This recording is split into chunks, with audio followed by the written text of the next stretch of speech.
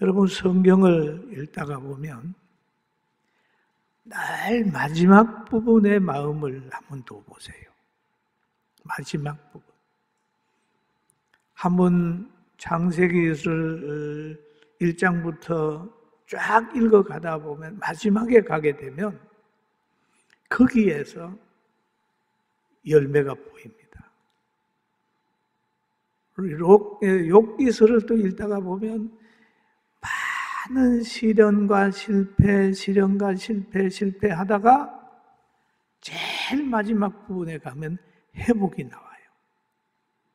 하나님이 데려갔던 자녀들 모든 걸 다시 회복시켜가지고 아름다운 열매로 가져온다. 그래서 성경을 읽을 때 짧은 성경 같은 건 한 번에 다 읽어버려요. 그러면 처음에는 인사로 시작하고 뭐 어떻고 하다가 바로 끝에 가게 되면 바울 사도는 희망을 주면서 각오를 가지게 하는 겁니다. 그런데 빌립보서에도 편지의 결론을 맺어가면서 내가 주 안에서 크게 기뻐함은 그런 얘기예요. 내가 주 안에서 크게 기뻐함은 너희가 나를 생각하던 것이 이제 다시 싹이 남이니 그런 얘기를 하죠. 그러면 여러분 이 장소가 기뻐할 장소가 아니잖아요. 감옥입니다. 감옥에서도 기쁨이라고 하는 단어를 쓰고 있어요. 그러면 그의 육체는 감옥에 있지만 그의 영혼은 하나님의 나라와 교통이 되고 그 하나님의 나라와 교통이 된 그 심성이 영혼이 사람을 사랑하고 교회를 사랑하는 걸로 연결이 되어 있단 말이에요. 그러니까 그 육체의 환경을 초월해서 그는 얘기를 하는 거죠. 내가 주 안에서 크게 기뻐함은 너희가 나를 생각하던 것이 이제 다시 싹이 남이니 너희가 또한 이를 위하여 생각은 하였으나 기회가 없었느니라. 생각은 하였으나 기회가 없었느니라 라는 얘기를 하죠. 여기에 편지 받는 이 사람들의 생각을 알고 있는 거예요. 생각은 하였으나 기회가 없었느니라. 내가 궁핍함으로 말하는 것이 아니라 어떠한 형편이든지 나는 자족하기를 배웠노니 라는 얘기를 하잖아요. 자족한다. 여러분 우리는 이런 어려운 환경을 보면서 여기에 빠져서 그냥 허우적거리지 말고 자족하면서 범사에 감사하면서 살아있다는 이 자체의 의미를 두고 신앙생활하고 찬양할 수 있다는 데 의미를 두고 자족하기를 배우는 우리 모두가 되시길 주의 이름으로 축원합니다. 또 여기에 보니 나는 자족하기를 배웠노니 어떠한 형편에도 자족한다는, 만족한다는. 그리고 바울 사도 같으면은 그러잖아요. 빌립보에서 감옥에 들어갔을 때 거기에서 원망하고 불평한 것이 아니라 바울과 실라가 거기에서 기도하잖아요. 찬송하잖아요. 그게 어디입니까? 감옥에. 거기에서 자족하는 마음으로 하나님이 주신 환경에서 그냥 기도하고 찬송했더니 하나님이 옥터를 움직이고 옥문을 쫙 열어주고 그 역할로 인하여 그 역사를 본 간수가 바울 사도한테 와서 무릎을 꿇잖아요. 선생들아 어찌할꼬? 그럴 때 주 예수를 믿으라. 그리하면 너와 네 집이 구원을 얻으리라 라고 얘기를 하죠. 그러니까 나도 지금 현재 상황에서 자족해야 되고 여러분도 자족해야 되고 우리 모두 자족하면서 환경에서 기쁨을 얻으려고 하는 것보다는 하나님이 위에 주 안에서 기쁨을 찾는 여러분과 제가 되길 주의 이름으로 축원합니다. 바른 지혜를 가지고 바르게 판단해야 됩니다. 그러면서 나는 비천에 처할 줄도 알고 풍부에 처할 줄도 알아. 모든 일에 배부름과 배고픔과 풍부와 궁핍에도 처할 줄 아는 일체의 비결을 배웠노라 그랬잖아요. 사람이 살다가 보면 비천할 때가 있습니다. 사람이 비천할 때 처하지 못하면 비천해지면 비굴해집니다. 약해집니다. 그리고 자기를 학대합니다. 그리고 기가 죽습니다. 비천해집니다. 풍부해지면 어떤 현상이 옵니까? 교만해집니다. 교만해져요. 없는 사람 막 무시해요. 권력을 가져야 되지 않을 사람이 가지면 그 권력 가지고 정신없이 자기 운동하다가 나중에 가면 당황해 버립니다. 그래서 바울 사도는 그러잖아요. 비천해도 좌절하지 아니하고 풍부해도 교만하지 아니하고 배가 불러도 자만하지 아니하고 배가 고파도 도둑질하지 않고 그런 상황 속에서 견디는 비결을 배웠어요. 하나님은 주의 종에게 이런 여러 가지를 자족할 수 있도록 훈련한다는 걸 알고 여러분 몸이 아플 때도 좌절하지 말고 내가 건강할 때 건강을 몰랐구나. 건강이 얼마나 소중한지 몰랐구나. 내가 몸이 아파 보니까 아픈 사람 이해할 수 있구나. 아파 보니까 하나님이 주신 건강이 얼마나 소중한 것을 알겠구나 생각해서 오히려 그거를 통해서 하나님 앞에 더 감사하며 자족하게 되는 우리 모두가 되길 주의 이름으로 축원합니다. 한번 따라합시다. 자족합시다. 자족합시다. 자족합시다. 자족하는 자족. 이제 마음 이제 찡거리지 마. 자족하는. 바울이 그걸 배웠어요. 자족하기를 배웠다는 말은 하나님이 자족을 가르치고 있다. 모든 하나님의 사람에게 자족을 가르치고 있다. 주의 종에게도 이런 배고픔과 배부름과 모든 것 자족을 가르치고 있다. 여러분에게도 자족을 가르치기 위해서 지금 풍부해지는 사람도 있지만 가난하게 힘들게 사는 분도 있어요. 여기에서 자족을 배워야 됩니다. 그러면서 하는 말이 13절 제가 개척하면서 가장 많이 설교하고 암기한 내용입니다. 같이 볼까요? 능력 주시는 자 안에서 내가 모든 것을 할 수 있느니라. 내게 능력 주시는 자 안에서 예수님 안에서 하나님 안에서 모든 걸 할 수 있다. 베드로가 물리로 걸어갔다면 잠시라도 걸어갔다면 예수님 안에서 예수님을 바라볼 때 걸어갔다.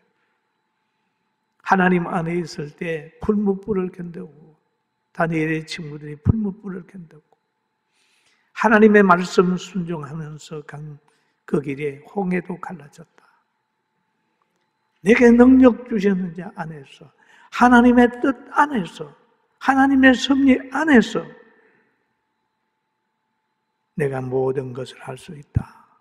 라는 말은 하나님의 뜻을 따라 살면 모든 것을 할 수 있다. 라는 얘기죠.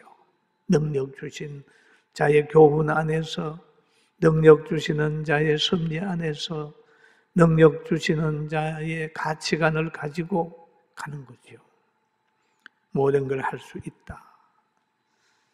여러분, 성경에 된다는 단어, 안 된다는 단어 있잖아요. 예수님 하나님 떠나면 안 되고 하나님 안에서는 되고 그런 거예요. 누구는 하면 되는데 누구는 하면 안 돼요.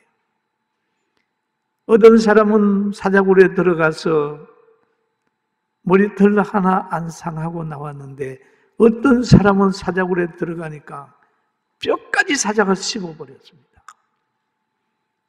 누구는 들어가서 살아나왔는데 누구는 들어가서 죽었다. 누구는 풀무에 그냥 다 죽어버렸는데 누구는 안 다 죽었다. 누구는 하니까 되는데 누구는 안 된다. 그런 거예요.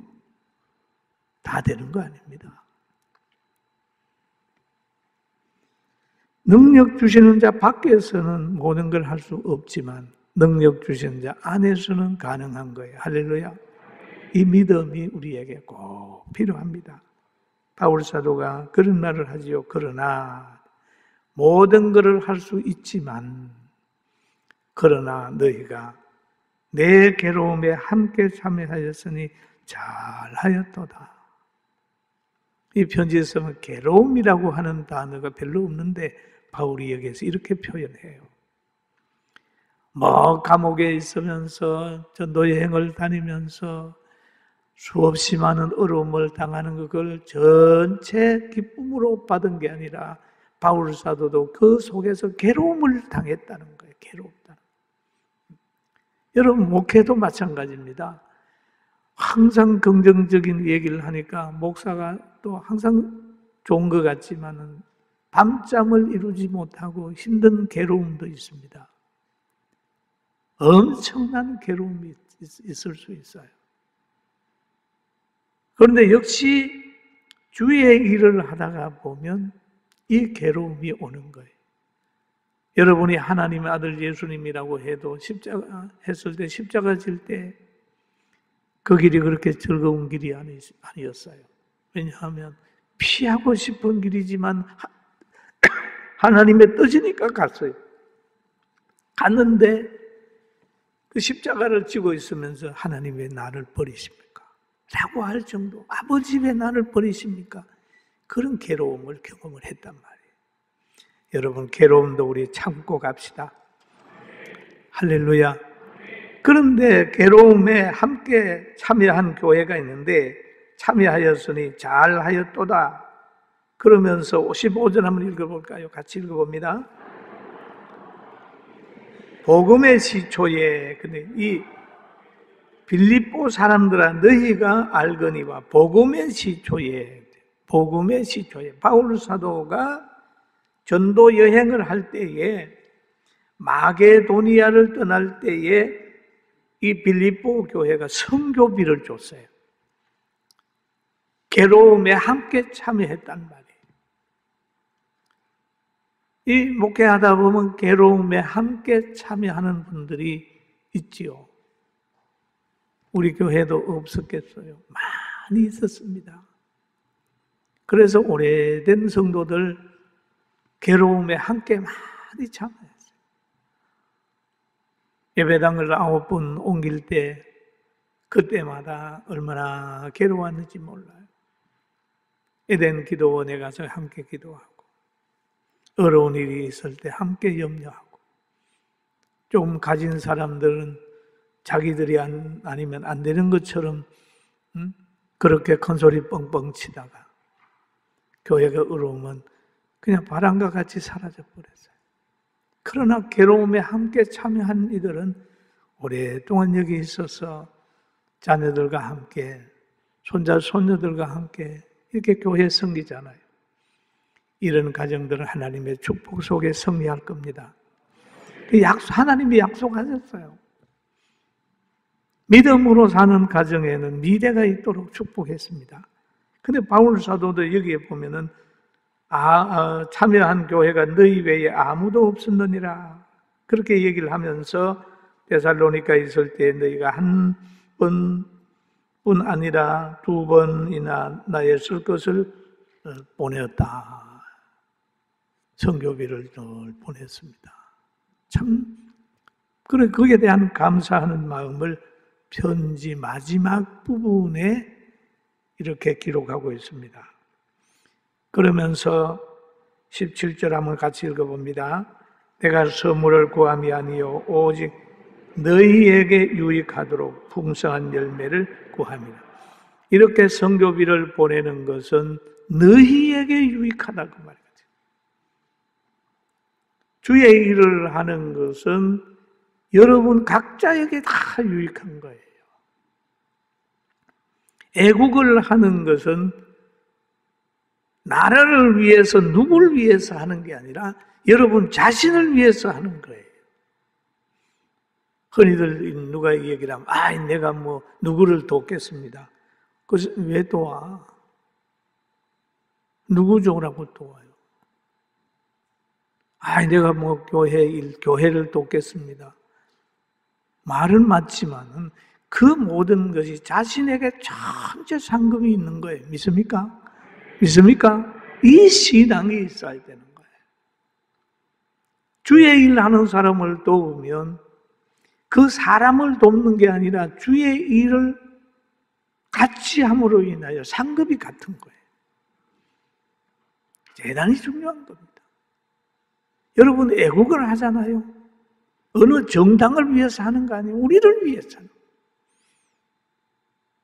자유를 선택하는 사람들을 위하여 우리가 마음을 쓰는 것은 우리 자신을 위하여 하는 거예요. 신앙의 자유를 얻기 위해서.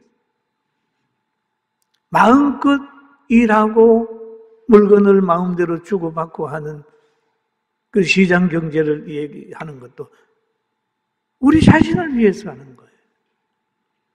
우리나라가 강력한 힘을 가지게 하는 것은 하지만 누가 우리가 보호받는 거예요. 그런데 이것도 모르고 나는 누구 편이야, 누구 편이야. 웃기는 거죠. 우리는 큰 사상을 가지고 각자 자신을 위해서 애국도 하고 투표도 하고 전도도 하고 그런 길을 갈 때 여러분 국민으로서의 사명을 잘 감당할 수 있습니다. 아멘. 아멘. 그럴 거예요. 복음이 있는 나라가 되고 제사장의 나라가 될 수 있도록 기도할 뿐만 아니라 우리는 누구를 원망하는 게 아니라 성경적 관점을 가지고 엘리야처럼 기도하고 강한 믿음을 가지고 가야 됩니다. 믿습니까? 믿습니까? 믿습니까? 믿습니까? 믿습니까? 믿어야 돼요. 바알에게 무릎 꿇지 않은 7,000명이 나라를 살린 게 아니에요.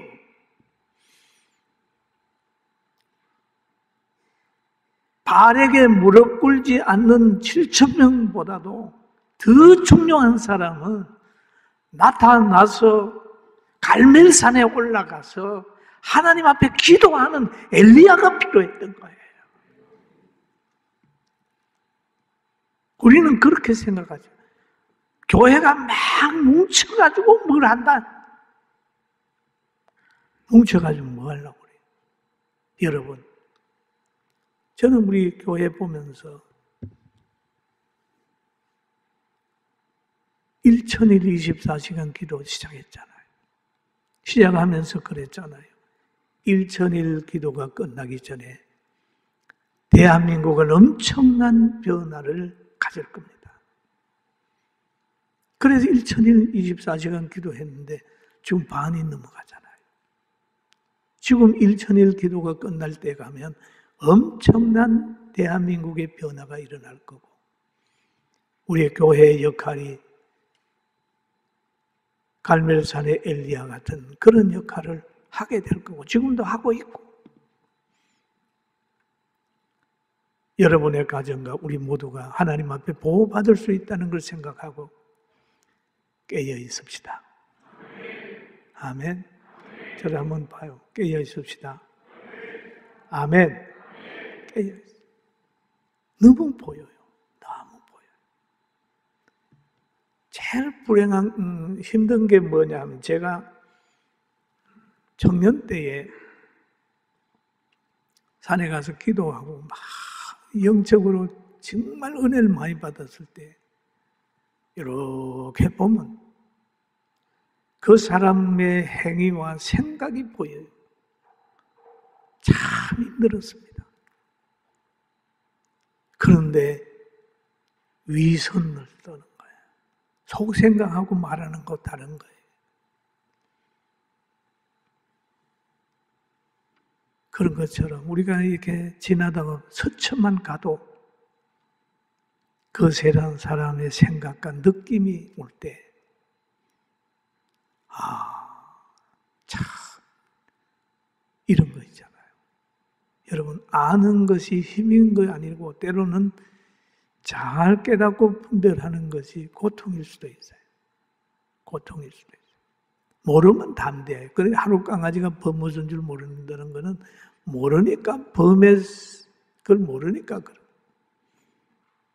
제가 얼마나 더러운 것인가 하는 거, 마귀가 얼마나 위선적이고 나쁜 계획을 하는지를 우리가 깨달으면 여러 가지 기도하지 않을 수가 없고 성경을 안 볼 수가 없어요. 오늘 바울 사도가 빌립보 교회에 한 편지를 마음에 깊이 아로새기면서 너희에게 유익하도록 풍성한 열매를 구함이라.